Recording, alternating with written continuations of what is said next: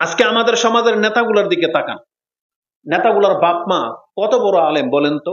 বর্তমান যুগের নেতা যারা, তাদের বাপ মারা কত বড় আলেম? দু একজন নাম বলতে পারবেন না? আপনাদের নেতা বলতেছে, এক নেতা ওদিন কথা শুনলাম, মুসলমানের ঘরের সন্তান, বলতেছে আমি মুসলিমও না আমি হিন্দুও না। বুঝছেন? আপনাদের বিএনপির এক নেতা বলতেছে আমি মুসলিমও না হিন্দুও না।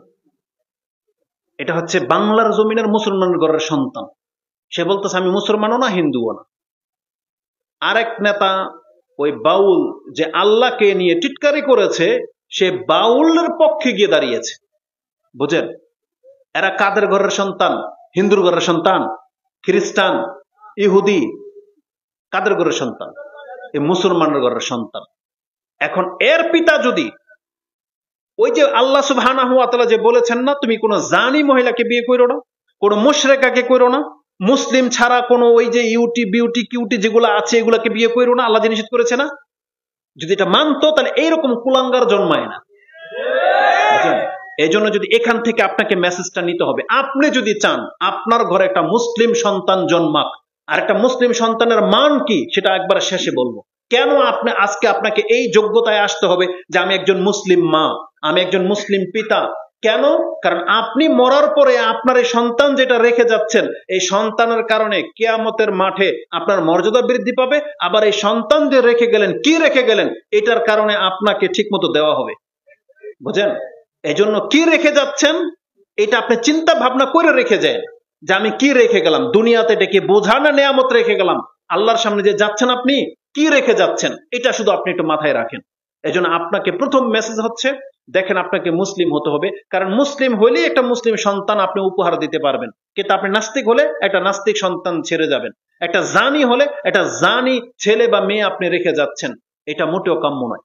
তো আল্লাহ সুবহানাহু ওয়া তাআলার নীতি এটা, যে নূহ আলাইহিস সালাম বলেছিল যে কাফেররা সাধারণত পাপী আর কাফেরই জন্ম দেয়, কিন্তু মুসলিমের টার্গেট কি? মুসলিম মুসলিমই জন্ম দিবে। কারণ রাসূলুল্লাহ সাল্লাল্লাহু আলাইহি সাল্লাম বলেছেন এটা হচ্ছে দুনিয়ার নিজাম, নিয়ম, যে যে যার সাথে চলে, যে যার সাথে থাকে সে তার মতোই হয়। যেমন রাসূলুল্লাহ সাল্লাল্লাহু আলাইহি ওয়াসাল্লাম থেকে ইমাম বুখারী এবং মুসলিম একটা হাদিস কোট করেছেন, যেটা মুসলিমে আপনি কাদর তাকদীরের অধ্যায় পেয়ে যাবেন, যে বুখারীর এবং মুসলিমের হাদিস। আবু হুরায়রা তার বর্ণনাকারী, বুখারীতে হাদিসটি 1385 এবং মুসলিমে হাদিসটি 6648 রয়েছে, যে রাসূলুল্লাহ সাল্লাল্লাহু আলাইহি ওয়াসাল্লাম বলেছেন কুল্লু মাউলুদিন ইউলাদু আলাল ফিতরা, প্রত্যেকটা বাচ্চা কিন্তু তার ফিতরতের উপরে জন্ম নেয়, তার মানে স্বাভাবিক স্বভাবের উপর জন্ম নেয়। ফাআবাওয়াহু ইউহাউইদানি আও নাসসিরানি আও ইউমাজ্জিসানি, বাপ মা তাকে ইহুদি বানায়, খ্রিস্টান বানায়, না হয় অগ্নি পূজারী বানায়। তার মানে ইসলামের উপরে আল্লাহ জন্ম দেয়। যেমন আদম আলাইহিস সালাম কি মুসলিম না? তো তার নাসল থেকে যত সন্তান জন্মেছে সব মুসলমান রূপে আল্লাহ জন্ম দেয় পৃথিবীতে, কিন্তু তার বাপ মা যেহেতু হিন্দু, এই জন্য ওই বাচ্চাটাকে কিন্তু হিন্দু বানায়, বড় হলেও হিন্দুর পরিচয় হয়।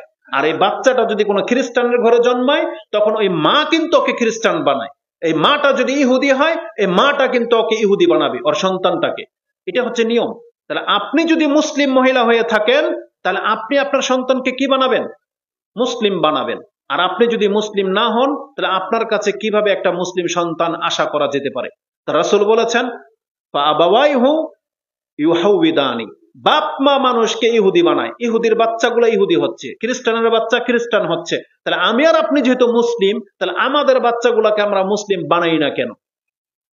আমাদের উচিত আমাদের বাচ্চাদেরকে মুসলিম বানানো। কিন্তু দুর্ভাগ্যবশত আমাদের মুসলমানের ঘরের সন্তানগুলো খুব কম মুসলিম হয়, অধিকাংশদেরকে শয়তান নিয়ে নিচ্ছে। ওরা ইহুদি খ্রিস্টান তো হয় না, কিন্তু ইহুদি খ্রিস্টানদের কোনো কাজ করতে তারা বাকি রাখে না, অথচ শুধু মুখে বলে আমি মুসলিম না, এমনটা হওয়ার উচিত নয়। এই জন্য রাসূলুল্লাহ সাল্লাল্লাহু আলাইহি সাল্লাম কি বলেছেন, অনেক সময় বাপ মা চায় যে আমার ছেলেটা নামাজি হোক, কিন্তু হয় না। কেন হয় না? এটার মূল কারণ হচ্ছে সমাজ, পরিবেশ। কারণ রাসূলুল্লাহ সাল্লাল্লাহু আলাইহি সাল্লাম থেকে একটা হাদিস এটাও রয়েছে, যেটা আবু দাউদ এবং তিরমিজিতে রয়েছে। রাসূলুল্লাহ সাল্লাল্লাহু আলাইহি সাল্লাম বলেছেন আর রাজুলু আলা দীনি খালিলিহি, ব্যক্তি সাধারণত তার বন্ধুর দিন গ্রহণ করে। তার অন্তরঙ্গ বন্ধু যার সাথে ঘটে, সে দেখবেন তার দিন মানে তার নেচার গ্রহণ করেছে। এই জন্য রাসূল বলেছেন ফালিয়ানজুর আহাদুকুম মাইয়ুখাল্লিলু, তার মানে তোমাদের প্রত্যেককে বিচার করে দেখা উচিত সে তার অন্তরঙ্গ বন্ধু হিসেবে কাকে গ্রহণ করতেছে এটা দেখা উচিত। এজন্য আমি মুসলিম মহিলাদেরকে এখানে আরেকটু নজর দিতে চাচ্ছি, যদিও কথাটা বাচ্চাদের দিকে গেল, কিন্তু মুসলিম মহিলাদেরকে আরেকটু নজর দিতে চাচ্ছি। কেন আপনি বিয়ের ক্ষেত্রে পুরুষ মানে মুসলিম পুরুষকে প্রাধান্য দিবেন কেন?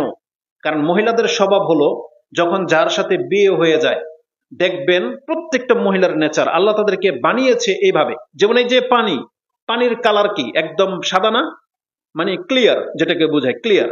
এটাতে আপনি নীল দেন কি হয়ে যাবে? নীল। লাল রং দেন লাল হয়ে যাবে। ঠিক মহিলাদের স্বভাব হচ্ছে এটা। আপনি মহিলাকে যদি একটা বেনামাজির সাথে বিয়ে দেন, নামাজি মেয়ে ছিল কিন্তু আস্তে আস্তে বেনামাজি হয়ে যাবে। ওরা যদি একটা ওই যে হাই সোসাইটি যেটাকে বলে হায়ার সোসাইটি, বা মানে যারা দুনিয়া নিয়ে চলে এমন একটা পরিবারে বিয়ে দেন, এও দেখবেন শাড়ি পরে তার স্বামীর সাথে পার্টিতে যাচ্ছে, তার গায়রত সে হারিয়ে ফেলবে। তাকে যদি একটা ব্যবসায়ীর সাথে বিয়ে দেন, দেখবেন তার রূপরেখা সব ব্যবসায়ীদের ধরে চলে যাবে।